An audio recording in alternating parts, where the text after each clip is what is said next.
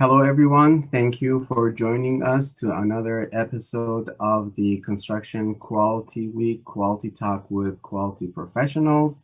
I'm your host, Hani Imari, CQM Community President and PMI GLC Director of Corporate Outreach. Today, we have a very interesting guest for you, Dr. Tarik Najib. He's a professional engineer with extensive work experience in international and national projects, and he's the president of the Professional Contracting and Consulting.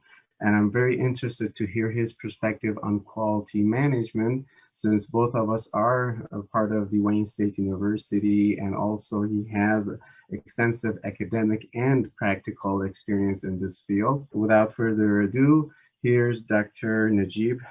Tarik, can you please introduce yourself to our audience, please? Thanks. Hi, everyone. My name is Dr. Tarik Najib.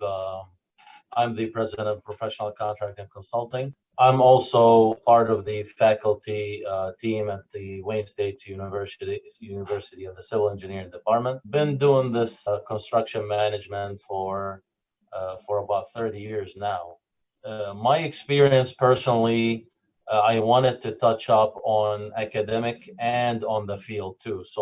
Quality management, I think, is something that people needs to take a look at, and it comes from experience. It's not something that you could really, go study a book and then try to go and apply it, and, apply a procedure.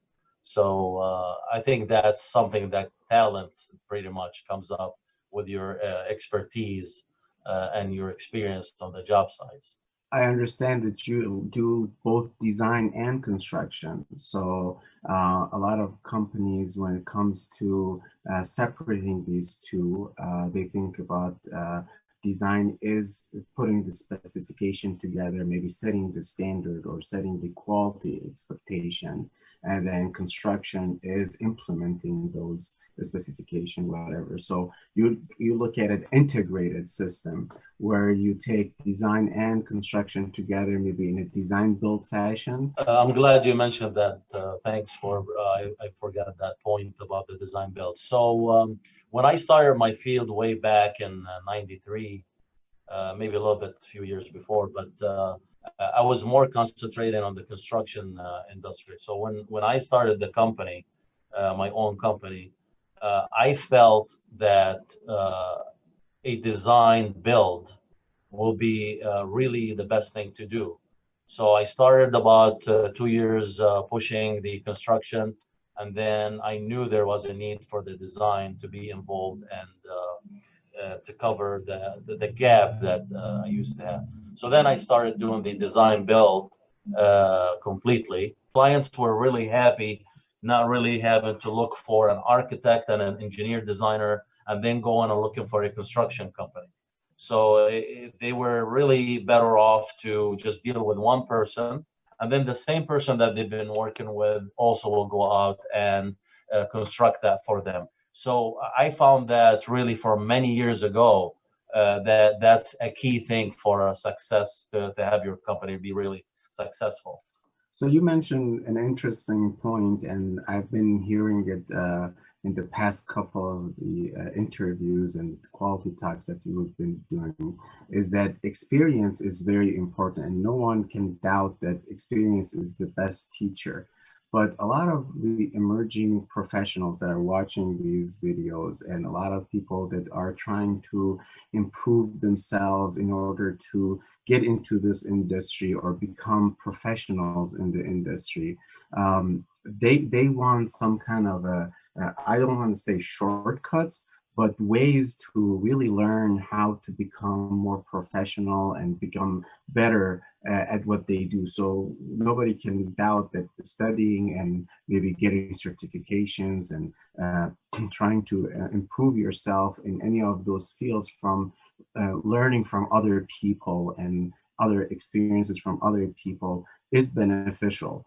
But other than setting things on the specification level or stating that this is a requirement from the owner and the industry standards, how would people or professionals or companies improve their quality? So what you were mentioning about what's out there, actually, we have I would say, most of the industry really lack and not only the experience part, but they lack the training part.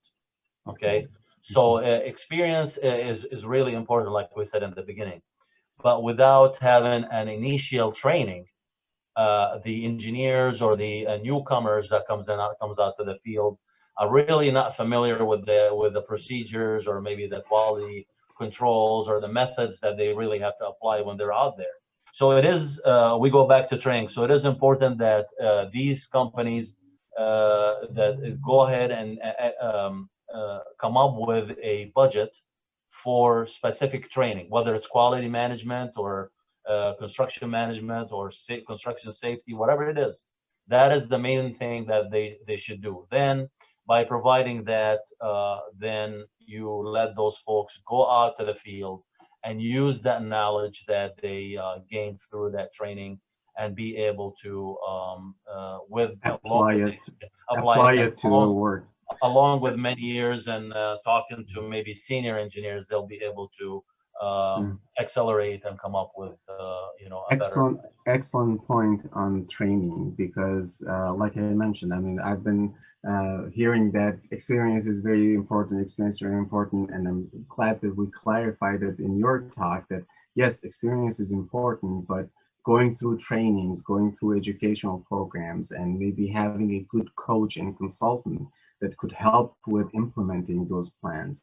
That's a very integral part of having a good quality management system. Now, a lot of people think quality is a separate maybe entity from the whole company, like when they talk about safety manager, for example. Well, we're trying to promote a safety culture using our new initiative that we started with PMI, GLC, Wayne State, LTU, and ESD, Engineering Society of Detroit, to raise awareness on safety and make it a culture. So it's not separate from how you do work or whatever. So the same perspective could be taken on maybe quality management, and you want to do quality work and be excellent in your work, whether it is design, construction, or applying it to anything in your life in order to do a quality work for yourself, for your clients, for your family, and your workplace. So I'm glad that you mentioned the training part.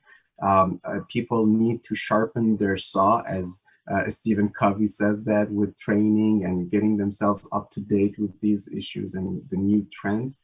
So I'm glad that we came to that point. Now, as final remarks and as a key takeaway for our guests, what is the legacy and what is the passion that you want to discuss with our audience? Well, apart from training and experience, and I always teach my students when we talk about these topics, I want to make sure that most of the engineers or the construction field out there apply ethics.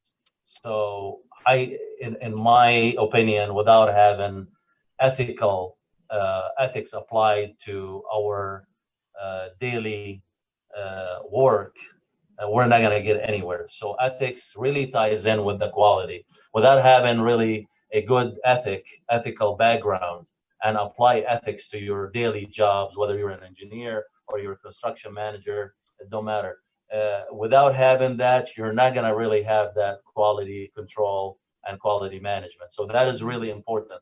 Ethics is a good thing I that. loved it. I loved it, Dr. Najib. That was excellent point. Actually, it Yeah. didn't come up in any of our other talks, but that's one of the stuff that I advocate when I talk about project management professionalism, is that the difference between a regular project manager and a project management professional is exactly at the point that you made about ethics and how you need to be an ethical person with a good ethical conduct in order to become professional. And that's the difference between a regular project manager and somebody who takes ethics very seriously. And as you mentioned, that's a great point.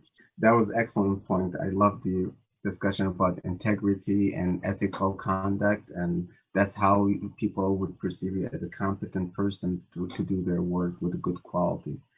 Thank you very much. Appreciate it, Dr. Najib, for joining us today. And I hope that we can see you live on November 20th, where we have other guests as well, and we can collaborate more and discuss more things about quality management in that live event.